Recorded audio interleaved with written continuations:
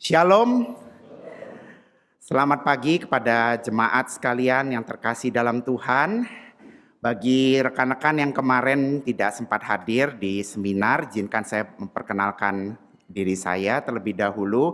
Nama saya Wilson Jeremiah, saat ini melayani di Seminari Alkitab Asia Tenggara atau STT Saat yang berletak di Malang, di Jawa Timur, di Indonesia, begitu ya. Jadi tujuan saya dengan Mama sebenarnya datang ke sini utamanya mengunjungi Pendeta Peter Wongso yang sudah berusia lanjut juga, dan berhubung relasi beliau juga dengan Saat tentu saja masih sebagai salah satu mantan rektor begitu ya, dan juga pemimpin yang saya kira menjadi teladan bagi banyak daripada kami yang di Saat dan di Indonesia dan di sini juga. Kami mengunjungi beliau supaya selagi ada waktu begitu ya. Jadi pertama-tama dari Saat mengucapkan terima kasih tentunya kepada segenap majelis hamba Tuhan di IPC Renwick begitu ya. Demikian katanya dikenalnya karena berasal dari sana. Jadi terima kasih untuk kesempatan juga bisa melayani di seminar kemarin dan di hari ini begitu ya, di dalam pemberitaan firman Tuhan. Senang sekali bisa beribadah dan juga bisa berbagi firman Tuhan di pagi hari ini. Tema yang dipilih adalah Two Marks of a True Christian. Ya, jadi ini sedikit interupsi, katanya rekan-rekan di sini lagi membahas kitab Kejadian begitu ya. Tetapi izinkan saya menyampaikan satu message yang sedikit berbeda ya. Yang bertujuan sebenarnya untuk mereorientasi kita kembali. Sebagai hamba Tuhan tentu saja saya banyak pergi ke beberapa gereja di berbagai tempat dan juga banyak alumni, banyak koneksi yang menyampaikan kegelisahan. Di mana ada banyak gereja sepertinya melewati masa pandemi yang seringkali disebut masa pengujian, di mana kita sebagai orang Kristen, sebagai gereja Tuhan, seperti diperhadapkan dengan realita hidup yang tidak mudah, yang bahkan sangat sulit.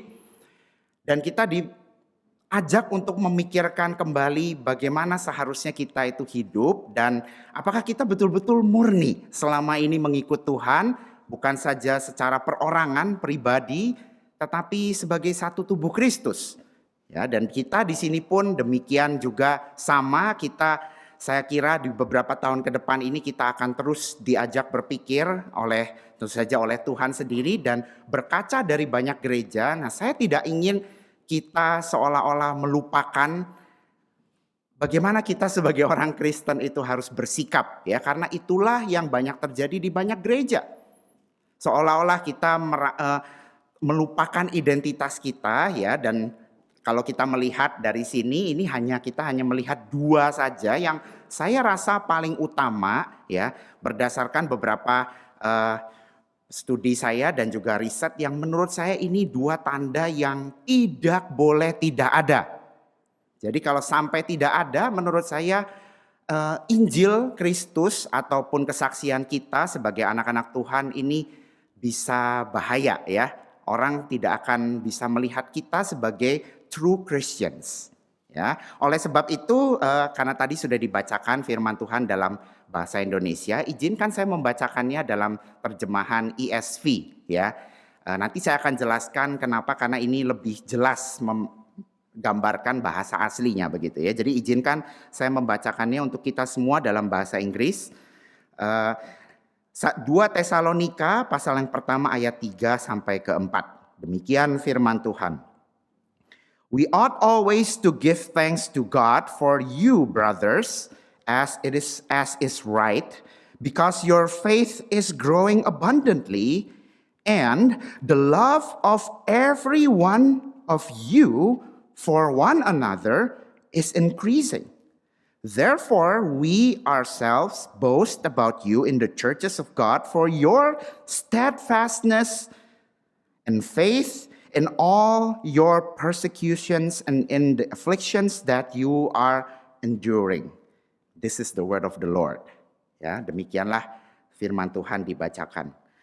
Bapak Ibu Saudara, satu kali saya sedang membaca satu buku yang biasa begitu ya, karena saya sebagai hamba Tuhan sering berusaha mengupdate sebisa mungkin membaca buku. Satu kali saya ketemu quotation yang berbunyi seperti yang tertera di slide ya, boleh ditampilkan. Di sana dikatakan ada seorang penulis atau penulis lagu begitu ya, bernama Kevin Max. Dia mengatakan seperti ini.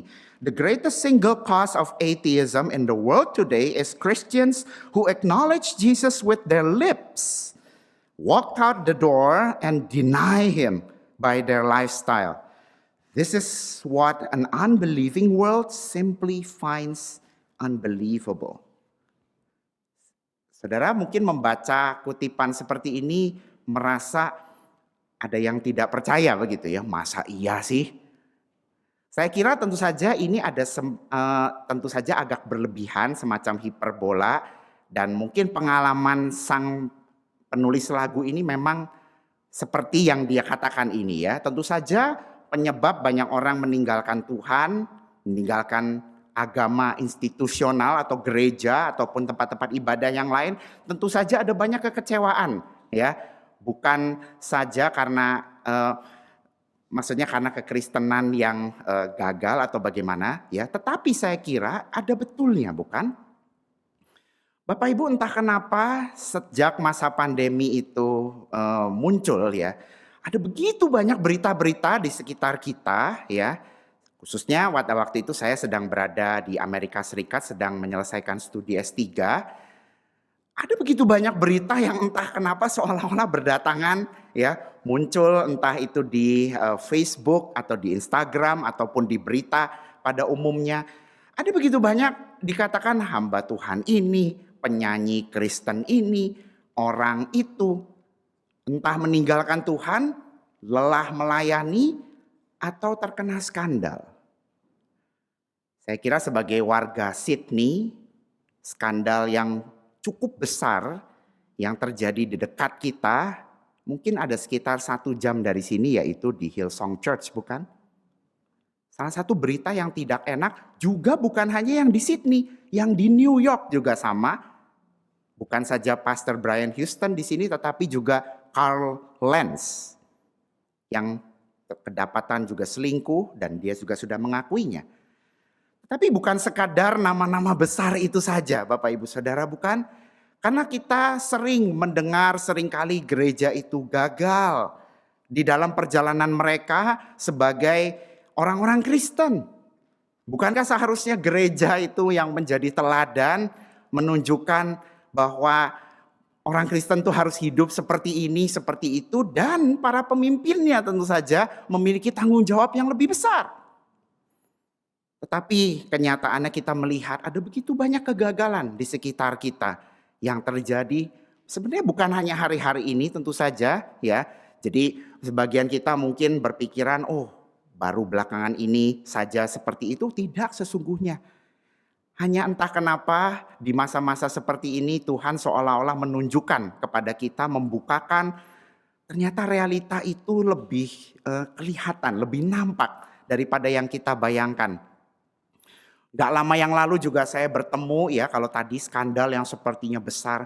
Tetapi misalnya ada satu orang yang pada waktu itu bertemu dengan saya, jadi ini adik teman saya ya. Jadi saya ngobrol-ngobrol, ternyata dia sudah tidak ke gereja. Saya tanya lebih lanjut kenapa demikian, terus dia bilang kira-kira ya saya sih masih Kristen sih, masih ya saya juga di rumah masih kadang-kadang ikut online begitu ya. Tapi ya saya malas deh ke gereja. Soalnya gereja, khususnya gerejanya dia pada waktu itu, aduh, kalau sama orang kaya aja, ini maksudnya dia refer to pendetanya atau dan termasuk majelisnya. Kalau sama orang kaya aja, waduh, baiknya setengah mati.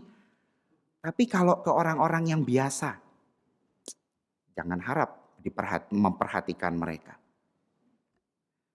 Dan kemudian dia menceritakan detailnya begini dan begitu. Dan saya kira cerita dia ini bukan unik di tempat dia ya.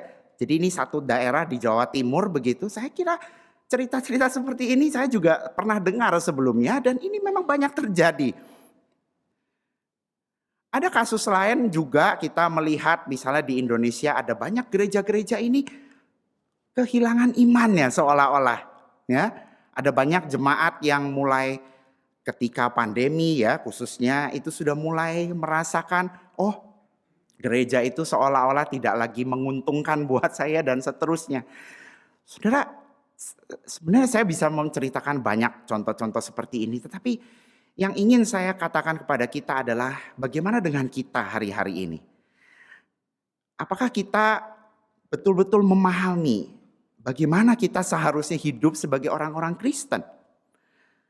Nah, saya mengajak kita melihat sedikit kilas balik begitu ya, karena saya meyakini melihat sejarah itu sangat penting ya. Nah, saya mendapati ada catatan-catatan seperti ini ya. Jadi kekristenan mula-mula ya. Jadi bagaimana kita melihat kekristenan yang benar itu kan kita melihat awalnya begitu kira-kira ya. Jadi ada salah satu catatan misalnya yang menurut saya begitu luar biasa ya. Jadi akan saya bacakan kira-kira catatan itu seperti ini ya. Jadi ini salah satu tulisan kuno begitu menggambarkan orang-orang Kristen pada zaman itu di bawah pemerintahan yang tidak mendukung mereka sebenarnya. Di sana dikatakan they, maksudnya orang-orang Kristen, dwell in their own country simply as sojourners. They are in the flesh, but they do not live after the flesh. They pass their days on earth, but they are citizens of heaven. They obey prescribed laws, maksudnya peraturan-peraturan pemerintah pada waktu itu, and at the same time, they surpass the laws by their lives. They love all men, but are persecuted by all. They are unknown and condemned. They are put to death, but will be restored to life. They are poor, yet they make many rich. They possess few things, yet they abound in all. They are dishonored, but in their very dishonor are glorified. And those who hate them are unable to give any reason for their hatred. Saudara, bukankah gambaran seperti ini yang kita damba-dambakan, bukan? Perhatikan kalimat yang terakhir. Orang di luar sana tidak bisa ngomong apa-apa tentang kita. Ini seperti Rasul Paulus ketika berkata kepada Titus ya di pasal 2 ayat 7 dan 8. Mengatakan kamu harus menjadi contoh dalam perbuatan baik. Supaya apa? Supaya orang itu gak bisa ngomong apa-apa tentang kita. Maksudnya bukan supaya kita sekedar jaim pasang muka saja, tidak. Tetapi supaya orang-orang itu bisa betul-betul mengamini, betul ini gereja, ini orang Kristen sungguh-sungguh adalah murid Kristus. Yang saudara sebenarnya gambaran ini kita bisa melihat juga di Kisah Para Rasul pasal yang kedua, bukan, jemaat mula-mula. Ketika di sana dikatakan Tuhan menambahkan jumlah mereka hari lepas hari. Tetapi lihat ada catatan di situ. Orang-orang semua suka dengan mereka. Ya. They are having favor with all the people. Jadi orang-orang di sekitar mereka itu bisa suka dengan orang-orang Kristen ini karena mereka suka dengan lifestyle-nya. Saudara, bukankah ini kerinduan kita, bukan? Kita tidak perlu banyak bicara sebagai orang Kristen, tetapi kalau saya tanya, orang-orang di luar, teman-teman kita yang non-Kristen, itu senang gak, suka gak dengan kita? Punyakah kita reputasi yang baik di tengah-tengah lingkungan kita sebagai orang yang misalnya ya, memanusiakan manusia, kita sopan kepada orang lain, bukan hanya kepada 1-2 orang yang cocok dengan kita, tetapi kepada semua orang misalnya. Saya kira kita sebagai human being ya pada umumnya kita nggak usah ngomongin agama dulu. Kita tahu ada standar kesopanan, ada standar kebaikan, ada standar di mana kalau kita tuh nggak nyampe ke situ, orang tuh bisa ragu-ragu. Dia ini bukan manusia yang dewasa, bukan orang yang baik. Dan bahayanya kalau kita ngomong, oh saya orang Kristen. Wah, langsung mereka mengasosiasikannya. Lah, orang Kristen kok kurang, misalnya ya, kurang manusiawi begitu ya. Kok nggak seperti yang digambarkan. Saudara, kenapa kita sebagai orang Kristen sesungguhnya dituntut lebih daripada orang lain? Karena klaim kita menurut saya, Ketika kita memberitakan Injil, kita menerima Injil, kita juga diharapkan memberitakan Injil itu bukan hanya dengan bibir kita ya, mulut bibir kita, tetapi dengan apa yang keluar di dalam hidup kita. Maka itu kita memang punya tuntutan yang tinggi sebenarnya.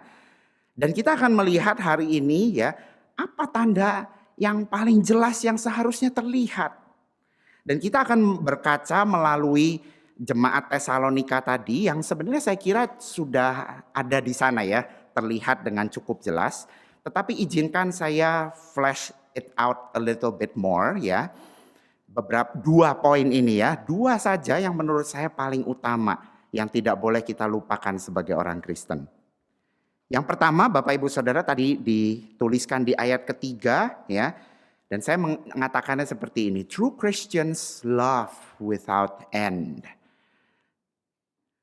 Orang Kristen haruslah sesungguhnya yang menjadi orang-orang yang paling mengasihi, dan mengasihi.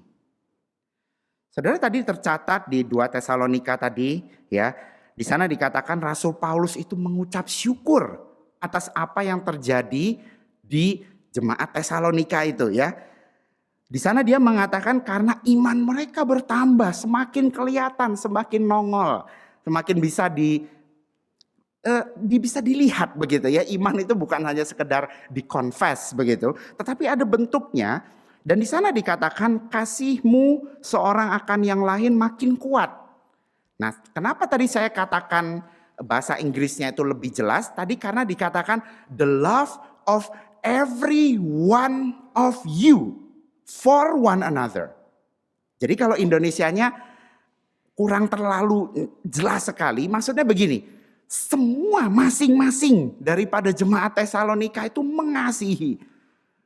Saya membayangkan ini begitu luar biasa sekali. Ya, mereka sebagai satu gereja lokal di Tesalonika itu sama-sama bergerak menunjukkan kasih mereka. Dan tentu saja bentuk kasih itu banyak sekali ya. Tetapi yang ingin ditekankan di sini adalah kasih pertama-tama kepada saudara seiman terlebih dahulu. Nah, ini yang akan saya fokuskan hari ini sebagaimana teks kita, konteks pada waktu itu juga menekankannya. Kenapa demikian? Karena bagaimana kita bisa mengaku kita mengasihi orang di luar sana kalau kita sendiri jarang memperhatikan saudara-saudara seiman kita, bukan? Saudara, yang kenapa saya mengambil 2 Tesalonika ini ya, karena ini kan surat yang kedua dari Rasul Paulus. Dan kalau kita membaca sebenarnya di 1 Tesalonika ya, kalau kita bisa melihat misalnya di bagian yang saya cuplik sedikit ya, di 1 Tesalonika pasal yang pertama, ini juga pujian yang sama itu muncul ya, bisa ditampilkan. Jadi di sana Rasul Paulus juga mirip sebenarnya, memuji ya karena kasih mereka yang luar biasa, iman mereka semakin dikenal di berbagai tempat. Tetapi ketika di pasal 1 dari surat yang pertama ini disebutkan, seolah-olah itu tidak berubah. Sampai di pasal yang pertama di surat yang kedua juga. Jadi ada semacam konsistensi di situ. Dan saudara, ini menarik sekali kalau kita melihat ya. Jadi di 1 Tesalonika itu, nah, bentuk kasih mereka itu seperti apa ya. Nah, perhatikan ayat yang mulai khususnya ayat yang ke-7 di sini ya. Di sana dikatakan orang-orang Tesalonika itu menjadi teladan bagi orang-orang percaya di Makedonia dan Akaya. Dan sampai dikatakan di ayat ke-8, for not only has the word of the Lord sounded forth from you in Macedonia and Achaia, but your faith in God has gone forth everywhere. Everywhere. Jadi dari tempat yang sebenarnya kecil, terpencil mungkin ya. Dari satu jemaat itu menyebar ke Makedonia ya dan Achaia. Saudara bisa melihat peta yang berikut ini. Jadi kalau ini sedikit gambaran ya. Jadi Tesalonika itu ada di atas itu tuh ya. Jadi Makedonia itu seperti ya katakanlah seperti provinsi atau negara bagian, katakanlah seperti New South Wales ya. Jadi Macedonia itu hanya satu kota, di sekitarnya itu banyak yang lain. Dan saudara tadi dikatakan iman mereka ya yang terwujud di dalam kasih itu sampai bukan hanya di daerah-daerah Makedonia, tetapi sampai ke bawah situ, sampai ke Achaia. Saudara, pengaruhnya dan tadi dikatakan bahkan bukan saja di dua tempat ini tetapi everywhere. Seolah-olah kalau zaman sekarang kasih mereka kepada masing-masing saudara seiman itu viral. Menjadi contoh trending topik, menjadi hashtag barangkali Loving Thessalonians Church atau apalah begitu ya. Begitu luar biasa kasih mereka terhadap satu sama lain. Dan saudara, yang luar biasanya Paulus mengatakan itu yang menginspirasi jemaat lain melakukan hal yang sama. Jadi memang di Tesalonika ini kita tidak melihat bentuknya mereka mengasihi itu seperti apa. Tetapi kita bisa melihat indikasinya dari jemaat-jemaat yang lain. Misalnya di 2 Korintus pasal yang ke-8. Kita tahu mungkin ya bagian ini tidak asing bagi kita. Tetapi kita mendapati di sana jemaat di Makedonia ya. Di daerah Makedonia itu ada satu jemaat khususnya yang dikatakan mereka itu memberi lebih dari apa yang mereka mampu. Dan bahkan bagian ini kalau kita membaca kadang-kadang kita heran ya.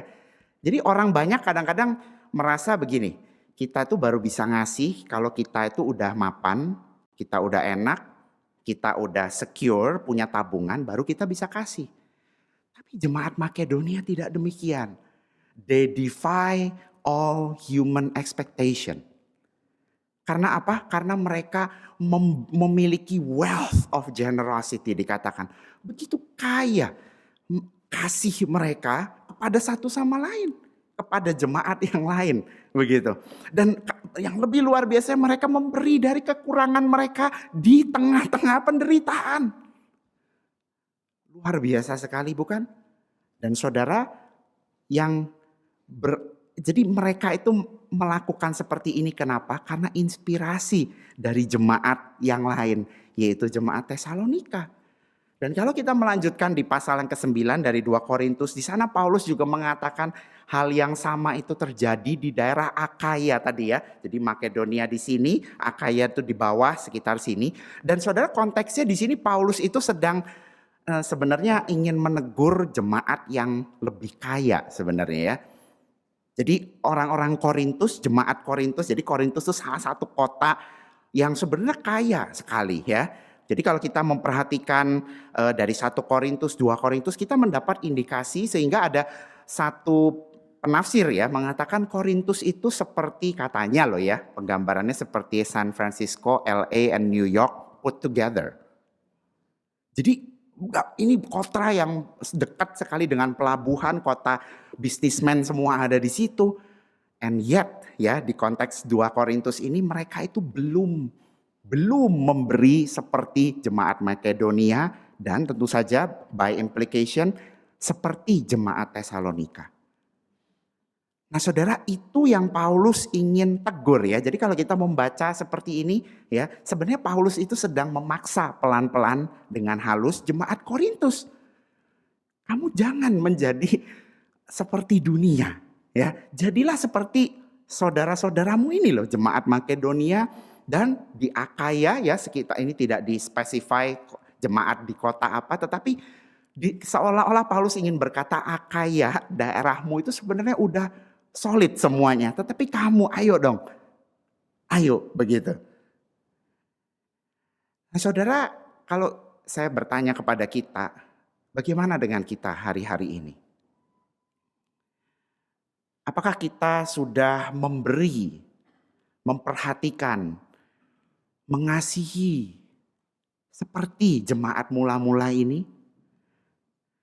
Tadi catatan yang saya tunjukkan di awal itu mengatakan mereka itu miskin tetapi membuat banyak orang lain jadi kaya. Saudara, bukankah hal yang seperti ini yang dinantikan oleh dunia? Kenapa begitu? Sebenarnya kalau kita membaca di 2 Korintus tadi ya, ada ayat yang indah bukan? Karena Yesus Kristus yang kaya itu menjadi miskin supaya kita yang miskin menjadi kaya. Saudara, iman seperti itu yang menjadi titik di mana kita itu berpijak ya. Jadi seperti yang saya katakan tadi, klaim orang Kristen itu luar biasa menurut saya. Dan kenapa sih Yesus itu harus menjadi manusia? Supaya dunia itu bisa melihat, bukan ada satu penampakan yang real, begitu ya. Dan saudara, percayakah kalau kita hari-hari ini orang-orang Kristen, setiap daripada kita dan sebagai satu gereja, itu merupakan perpanjangan tangan daripada Kristus yang sudah naik ke surga. Kita yang dikatakan hidup dengan Roh Kudus yang ada di dalam hati kita, adakah kasih kita itu meluap-luap seperti kasih Kristus?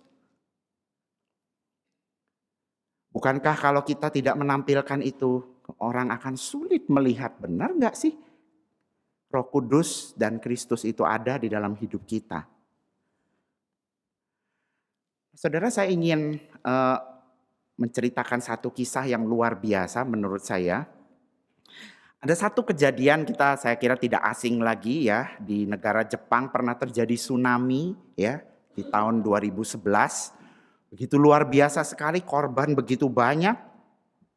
Tetapi ini ada banyak artikel, ini hanya salah satu saja yang meliput kemudian mengatakan sejak saat itu kekristenan di Jepang itu berbeda. Karena apa? Karena kalau kita melihat, jadi kalau boleh ditampilkan next slide begitu ya. Kita melihat ada banyak kekacauan yang terjadi ya, yang tentu saja menimpa semua macam orang di Jepang. Dan sampai-sampai orang-orang itu harus membuat rumah-rumah untuk menampung, atau sebenarnya bukan rumah ya, hanya tenda-tenda begitu ya, tempat pengungsian. Tetapi saudara, yang luar biasa yang dicatat di artikel ini adalah bagaimana gereja-gereja Kristen seolah-olah tidak peduli denominasi mereka apa, semua seolah-olah mereka tanggalkan itu, bergerak bersama-sama, dan mereka melakukan apa saja yang mereka bisa lakukan. Masukkan sembako seperti tadi ya, saya senang sekali gereja ini juga melakukan itu ya. Menyumbangkan yang berlebih ya, ataupun bahkan memberi kepada orang-orang yang membutuhkan. Dan di sana dicatat juga mereka banyak yang stres gitu ya, mungkin kena PTSD, post traumatic syndrome begitu ya. Dan macam-macam mereka itu menemani ya. Jadi orang-orang Kristen bahkan dari hamba Tuhan sampai jemaat itu semua bergerak melakukan itu. Bahkan sampai ketika pemerintah sudah bisa cukup begitu ya, memberikan, menyediakan bantuan seperti ini, mereka terus aktif melakukannya. Sampai-sampai ada beberapa orang ketika diwawancara kesan mereka begitu ya terhadap orang-orang Kristen ini. Terus ketika ditanya begitu, kamu ingat nggak namanya orang-orang yang nolongin kamu? Mereka tidak ingat ya, jadi orang-orang yang ditolong ini. Tetapi mereka entah bagaimana mereka itu mengadres orang-orang yang menolong mereka itu sebagai Mr. and Miss Christ. Dalam bahasa Jepang itu saya tidak tahu persisnya pronunciation-nya, tetapi kira-kira Kirisuto-san gitu ya. Kirisuto gitu ya. Bapak atau Ibu Kristus. Saudara, bukankah julukan panggilan itu yang kita damba-dambakan, bukan? Kita nggak usah banyak macam-macam ngomong banyak barangkali ya. Kita tidak perlu dapat titel yang gelar akademik atau bahkan kehormatan di ini. Bukankah yang paling penting adalah kita bisa menjadi semacam ya inkarnasi daripada Kristus itu sendiri. Tentu saja kita tidak akan pernah menjadi sama seperti Kristus, tetapi setidaknya orang itu kenal Tuhan, bisa melihat Tuhan itu hidup. Saudara, kutipan yang pertama tadi, sesungguhnya banyak orang ateis itu kenapa sulit melihat Tuhan? Tentu saja di dalam kedaulatan Tuhan kita tidak tahu rencana Tuhan seperti apa. Tetapi banyak dari mereka yang merasakan, ya kamu enak pernah ngerasain Tuhan, aku gak pernah. Mungkin dari antara mereka banyak yang ke gereja, mereka malah ditolak, mereka malah diragukan, mereka tidak bertemu orang-orang Kristen yang baik. Tetapi kalau kita menjadi orang-orang Kristen yang saling mengasihi, kelihatan kita itu menjadi manusia yang memanusiakan manusia yang lain, tidak terkecuali, tidak pilih-pilih orang yang kita bantu, termasuk khususnya saudara seiman kita. Mungkin orang di luar sana akan lebih mudah melihat Kristus, bukan? Karena itu salah satu tanda dari orang Kristen yang sejati saya kira. Sama seperti Kristus yang mau seolah-olah meninggalkan kekayaannya itu untuk memberi dirinya. Dan dari situ orang bisa melihat betapa besarnya kasih Kristus yang diberikan untuk dunia, bukan? Karena dia memberikan dirinya, seluruh dirinya untuk kita. Dan karena itu orang-orang Kristen pun diharapkan bisa memberi diri. Kita mungkin belum bisa memberi diri sempurna seperti Kristus ya. Seperti Kristus mengatakan kepada seorang muda, juallah semua hartamu, baru ikut aku. Mungkin kita tidak bisa langsung drastis begitu. Tapi maksudnya Tuhan kan tentu saja bukan artinya kita jual, nggak perlu punya apa-apa, bukan. Tapi hati kita itu ada di mana? Itu yang terpenting, bukan? Dan saudara, saya kira bukan hanya kasih itu yang harus nampak ya. Tetapi bukti daripada Tuhan itu betul-betul hidup di dalam hati kita ya. Sebagaimana ditampilkan oleh jemaat Tesalonika dan kekristenan mula-mula adalah yang kedua ini. True Christians not only love without end, but they also endure to the end. Endure. Bertahan. Saudara, saya kira kita sebagai orang-orang yang kebanyakan dari kita di sini sudah dewasa, ya kita tahu hidup itu tidak mudah. Ada banyak penderitaan, ada banyak kesulitan. Dan jemaat mula-mula tentu saja walaupun konteks yang lain, tetapi mereka juga sulit hidup mereka. Ketika tadi dikatakan di ayat keempat ya, di mana jemaat Tesalonika itu dikatakan mereka itu tabah ya. Dan ketabahan mereka itu dikatakan oleh Paulus itu dibanggakan. Jadi Paulus di dalam bahasa Inggris tadi mengatakan we boast about kira-kira your steadfastness atau your perseverance, your endurance. Di dalam semua affliction, suffering yang mereka sedang jalani saat ini. Saudara, pengharapan yang betul-betul seolah-olah tidak pernah padam itulah yang menjadi inspirasi, bukan? Saudara, kalau kita lihat misalnya di 2 Korintus tadi juga ya. Tadi di 1 Tesalonika kita membaca bukan jemaat Tesalonika itu meneladani para rasul termasuk para rasul Paulus. Dan di sini misalnya Rasul Paulus juga mengatakan mereka itu betapa menderitanya. Banyak kesulitan yang mereka harus hadapi. Ya, bahkan kalau kita ingat Rasul Paulus ketika dipanggil oleh Tuhan di Kisah Para Rasul 9. Kadang-kadang saya sampai mikir-mikir ini benar nggak ya Tuhan ya. Pada waktu saya mau menggumulkan jadi hamba Tuhan. Karena Tuhan di sana ngomong ke Paulus. Lebih tepatnya dia ngomong ke Ananias suruh nyampein ke Paulus. Aku akan menunjukkan berapa banyak kamu harus menderita. Tentu saja penderitaannya bentuknya lain-lain. Tetapi di sini perhatikan yang Paulus katakan. Kenapa dia harus melewati semua itu dan dia mengamini. Dia merasa ini tentu saja ini tidak lepas dari kedaulatan Tuhan. Tetapi dia menyadari kenapa? Supaya dia tidak bergantung kepada kuasanya sendiri. Tetapi dia bergantung kepada kuasa daripada Allah yang sanggup membangkitkan orang mati, bukan? Saudara, kita mengaku percaya, kita percaya Allah yaitu Yesus Kristus yang bangkit dari kematian. Allah yang sanggup membangkitkan dari kematian. Tetapi kalau saya tanya, benar nggak sih kita benar-benar percaya?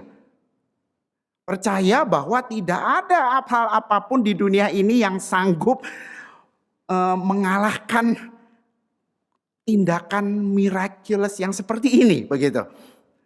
Bukankah membangkitkan seseorang dari kematian itu yang paling luar biasa? Artinya adalah tidak ada kesulitan apapun yang lain yang seharusnya kita takutkan. Kalau kita benar-benar yakin loh dengan Allah yang kita percaya ini. Saudara, saya tahu tidak mudah ya. Kita itu bisa langsung percaya. Maka itu kekristenan itu bukan hanya sekedar kita terima Tuhan pada saat kita katakanlah retreat, KKR, kita terima Tuhan. No.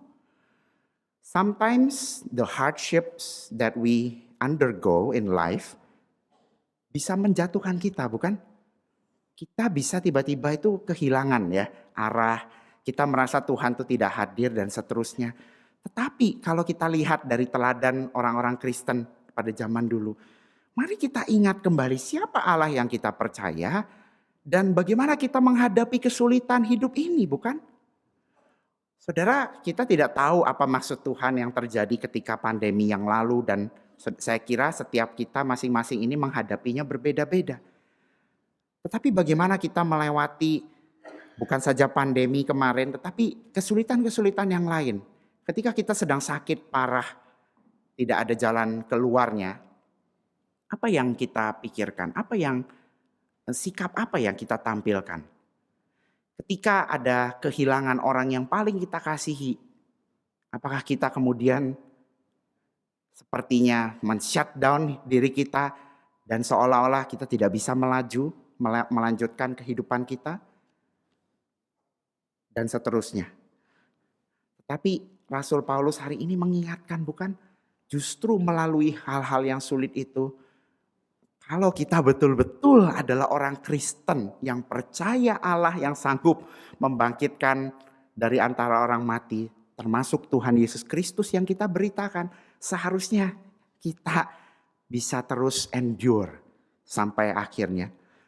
Saudara, saya menampilkan secara cepat saya, misalnya nanti saudara bisa membaca ya, The Hall of Faith begitu ya. Kalau di LA itu ada Hall of Fame. Ini Hall of Faith-nya ya daripada Alkitab di Hebrews chapter 11.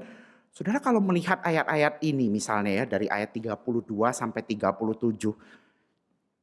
Ini seolah-olah penulis Ibrani ini kehilangan waktu ya, space untuk menceritakan bagaimana orang-orang Kristen, bahkan di sana kalau dikatakan tuh dari perjanjian lama ya, sampai pada waktu dia menuliskan ini, ada banyak dari mereka yang menderita luar biasa karena kesaksian mereka.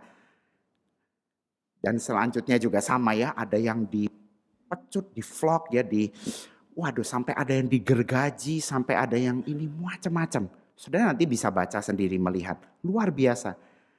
Tetapi tahukah kalau kita ada di tempat ini hari ini, kita ada di gereja hari ini. Berarti kan sebelum kita ini ada yang mendirikan, bukan? Gereja ini.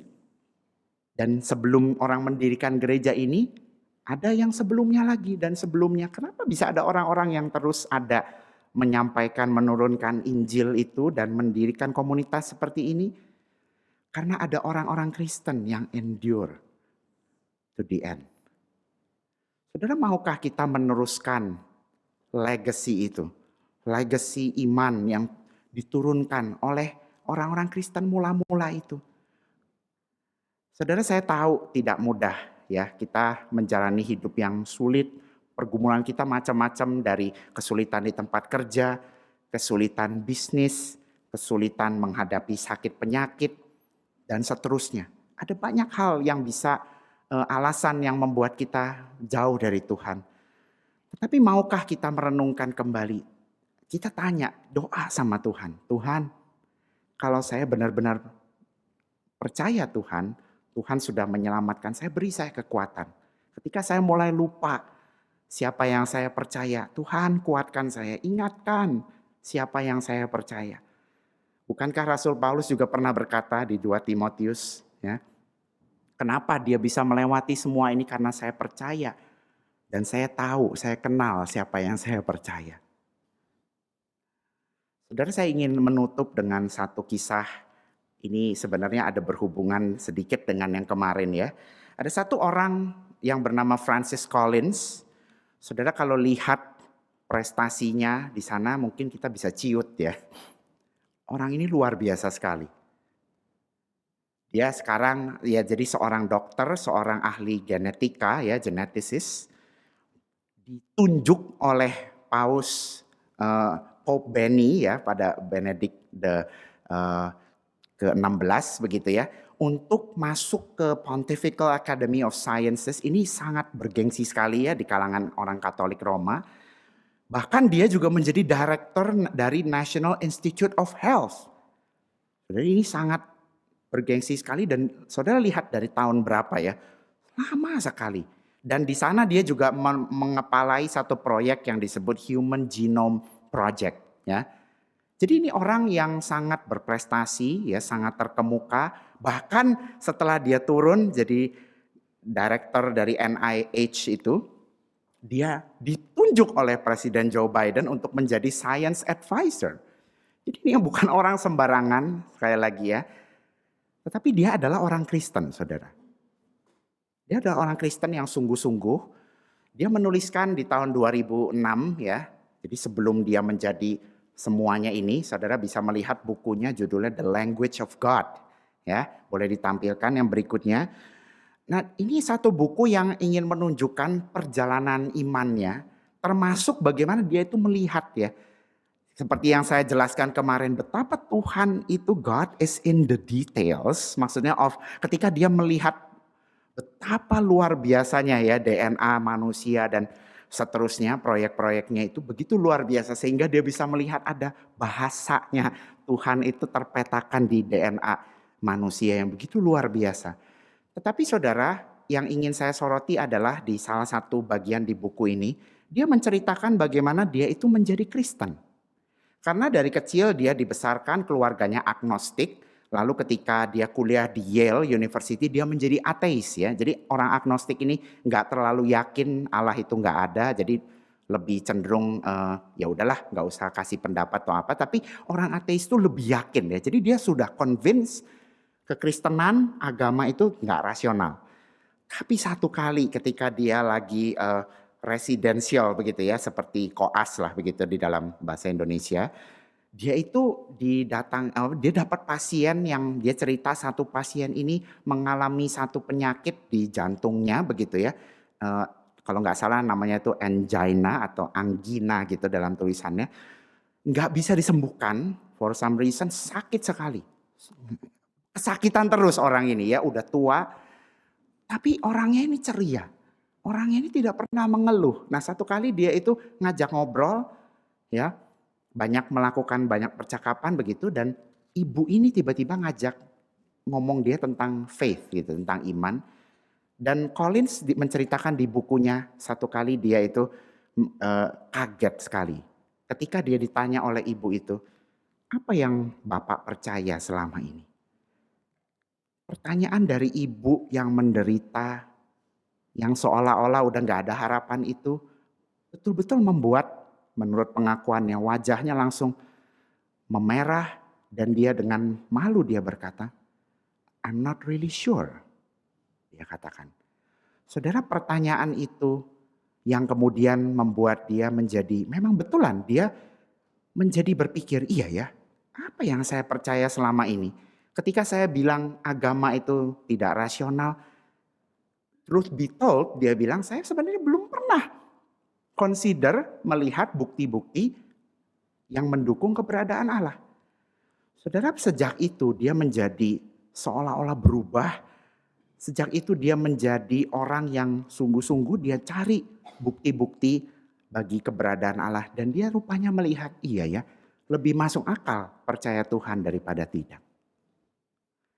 Saudara, tapi sekali lagi yang ingin saya soroti adalah iman daripada ibu tua yang mengalami sakit yang tidak untreatable dikatakan. And yet ibu itu mengatakan, ya, apa yang kamu percaya? Ibu itu tetap percaya kepada Tuhan Yesus Kristus. Ya, jadi ibu itu seorang Kristen begitu. Dan dia tidak pernah mengeluh, dia bahkan ceria, seolah-olah tidak terjadi apa-apa dengan hidupnya. Itulah yang membuat Francis Collins kemudian berpikir ya, iya ya, kalau orang seperti ini bisa endure, siapa Allah yang dia percaya, bukan? Saudara, kisah-kisah seperti ini tidak sedikit saya kira. Ada begitu banyak kesaksian-kesaksian di mana orang-orang Kristen yang sungguh-sungguh di dalam sakitnya bertahan sampai akhir. Justru itulah cara yang Tuhan pakai untuk memenangkan orang-orang di sekitarnya. Saudara, saya sendiri punya ya, saya cerita sedikit lagi karena ini benar-benar luar biasa. Saudara ingat pada waktu itu di Indonesia ada penerbangan Air Asia yang kecelakaan dan hilang ya. Banyak orang yang meninggal dan ada banyak di antaranya itu adalah teman-teman saya dari Malang. Mereka terbang dari Surabaya ke Singapura terus kecelakaan.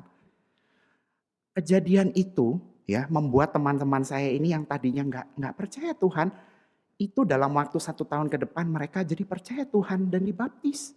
Kenapa? Karena dari ketika kondisi Air Asia itu hilang, mereka langsung ke gereja berdoa. Dan disitulah mereka dimenangkan. Saudara, kadang-kadang memang ada kesulitan hidup yang kita tidak mengerti. Tetapi percayakah Tuhan bisa membawa itu, memakai itu menjadi kesaksian yang indah bagi Tuhan.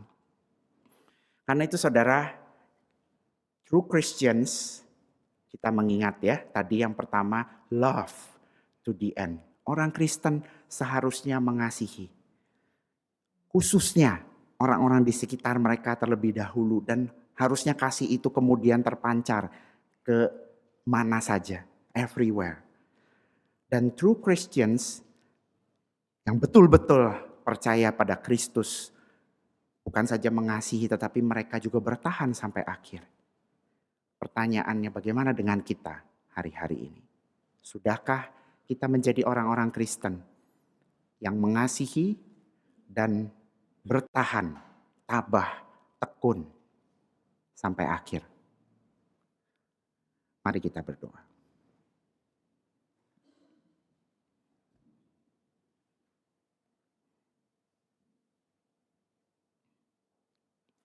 Kiranya firman-Mu yang sudah Tuhan tanamkan kembali dalam pikiran dan hati setiap daripada kami, boleh senantiasa mengiring kami kemanapun kami pergi ya Tuhan. Biarlah setiap jemaat-Mu, pribadi lepas pribadi, dalam gereja ini, sungguh-sungguh boleh menjadi orang-orang Kristen yang sejati. Sehingga nama-Mu semakin dipermuliakan dan iman kami semakin disaksikan. Bukan saja di sekitar Sydney, tetapi barangkali ke seluruh gereja di Indonesia di sini, dan bahkan sampai gereja-gereja di Indonesia, bahkan sampai ke seluruh dunia. Bantu kami ya Tuhan, mampukan kami, karena kami lemah dan terbatas. Tetapi kiranya kuasa dari Allah Roh Kudus-Mu turun atas kami semua, mengubahkan dan menjaga kehidupan kami, sehingga kami menjadi saksi-saksi Kristus, Bapak, Ibu, saudara-saudara yang menjadi Kristus kecil. Dalam nama Tuhan kami Yesus Kristus, kami berdoa.